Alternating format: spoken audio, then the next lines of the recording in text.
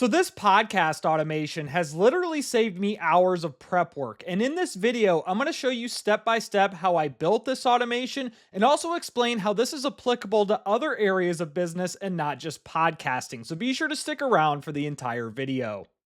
And if this happens to be your first time to the channel, welcome. My name is Ryan, and my mission is to help you navigate the overwhelming world of artificial intelligence. And if you want to know my favorite AI tools and prompts that I use for marketing and content creation, be sure to get my free AI Marketing Essentials Guide. You can find the link for this in the video description or pinned comment below.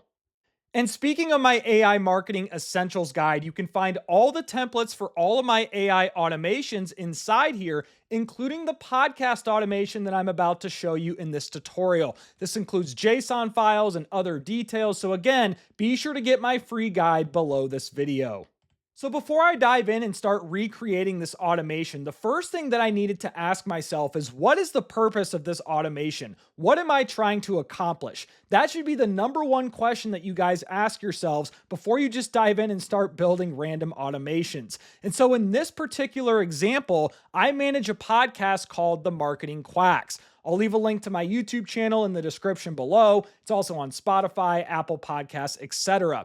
And so when it comes to managing a podcast, one thing that's an important step is the preparation, coming up with an introduction for your guest, coming up with 10 to 15 insightful questions to ask your guests during the episode. And that can take about 30 to 60 minutes, if not longer in some instances, in order to research your guests, come up with these questions, so on and so forth. And yes, you can use ChatGPT or Perplexity manually to help you with that, but I want something that's just stress-free where I don't even have to touch it because I have enough going on in my busy life of a solopreneur. So the gist of this podcast automation is when someone books a time slot on my calendar, and I use Calendly to help with this, I have a booking link right here. So I would send this to a potential guest. They would click on a time slot, it would book. And when they successfully book a time, what that would do is that would trigger this scenario. Then it would move on to Perplexity. And based on that, Perplexity would automatically research the guest's name and then come up with an introduction and also 10 to 15 questions based on their background related to AI, marketing, etc., or however I instructed. I'm going to show you these little details here shortly. And then from there, Perplexity would paste those outputs inside a Google Doc. That way, when the episode starts or right before the episode, I have that Google Doc right there that I can reference with the introduction, with the questions, or any other details that you want to add that would help you produce a high quality podcast episode. So now let's dive in and start building this podcast automation. And in this example, I'm going to be using make.com to build this. I'll leave a link in the description below. I would just recommend creating a free account to start. There are other options out there like N8N or Zapier, but from my experience, if you're a beginner to AI automations, I'd recommend starting with make.com. And then once you sign up for a free account, go ahead and click scenarios on the left-hand side here. This will obviously be blank if you're starting from scratch. And then on the top right, click create a new scenario. This will create a brand new scenario inside Make. So first things first, I would recommend naming your scenario, in the top left. I would just do podcast automation demo. You can name it whatever you want. And then once that's done, we want to go ahead and click the plus icon to create our first module. And since in this example, like I mentioned, I'm using Calendly, so I would type in Calendly if I could spell it here. And here's Calendly right here. Now, very important is some of you watching this might not be using Calendly for your scheduling and your booking with podcasts. What I'd recommend you do is I would type in calendar and see if, first of all, Make even has the integration for the software that you're using. They might not, and you might have to go to Zapier, N8N, or figure out some other workaround. But honestly, in general, I would recommend using Calendly. I just think it's a better software than all the other ones out there. And so what you would do is find Calendly, and you would click it here. And then there's all these different events. They have schedule, organization. What we need to do in this example is click watch events. This is basically where anytime an event is triggered, that's what we want to do, is we want to watch that event. Now, the next thing you need to do is create a webhook here. And so in order to do this, first of all, you must integrate your Calendly account. And so what you would do is, I already have something created here, but obviously you won't. I would go ahead and click add. And then once you click add, I would name this whatever you want. I'm just going to do podcast webhook, demo, name it whatever you want here. And then this is where you would establish your Calendly connection. So I've already done that. So you'd have to do that in this example. Now for events, what we want to do is check this first option. I don't really care if someone cancels. I don't really want it to watch that event. But when a new event is created, like a podcast episode booking, that's what I want it to watch.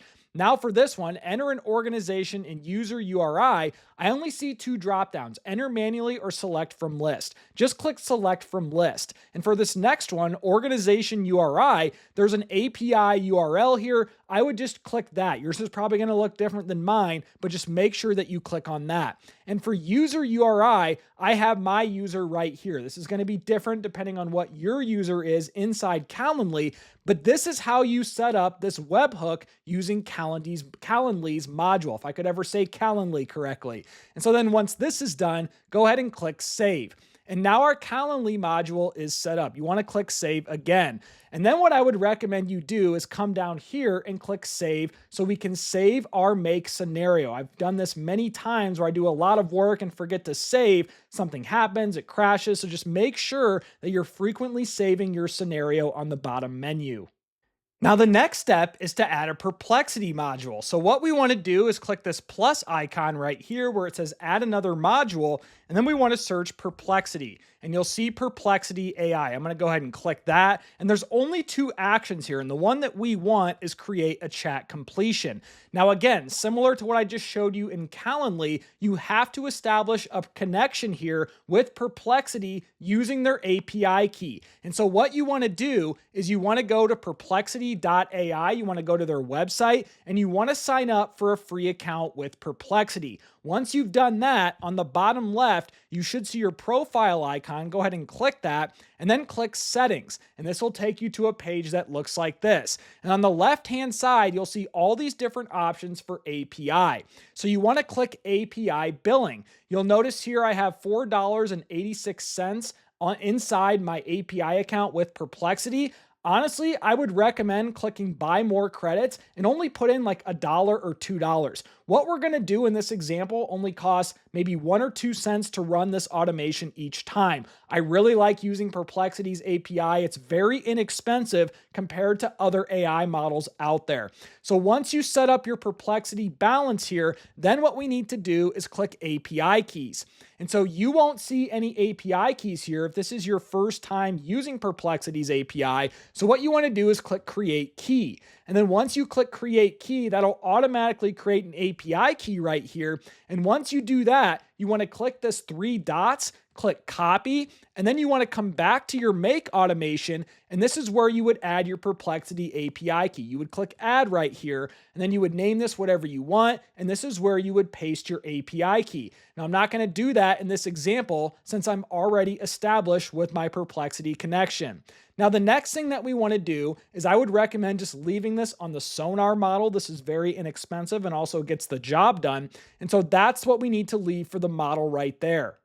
And then after we establish Sonar as our model, the next thing that we need to do is under messages, click add item. And the first thing I'd recommend you do is under role, I would click user. And now we need to fill out the content portion of messages inside our Perplexity module. This is very important. Well, let's say you're stuck and you have no idea what to even put in here. Now remember, we're using Perplexity as our research assistant in this example. I wanted to research the podcast guest or the name of the podcast guest from Calendly. Now, what you can do if you're stuck, I'd recommend coming to ChatGPT and using a reasoning model like O3 or O4 Mini, and you can literally take a screenshot of your automation and then prompt it with something like this. And I will leave this prompt in the video description below if you guys want to use this.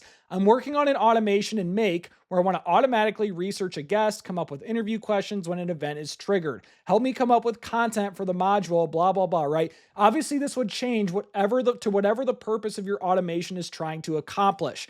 And then from here, after about a minute, ChatGPT provided this. This is text that we can now copy and paste inside the Perplexity module. So if I come back to Perplexity here under content, I'm going to paste what ChatGPT provided me with.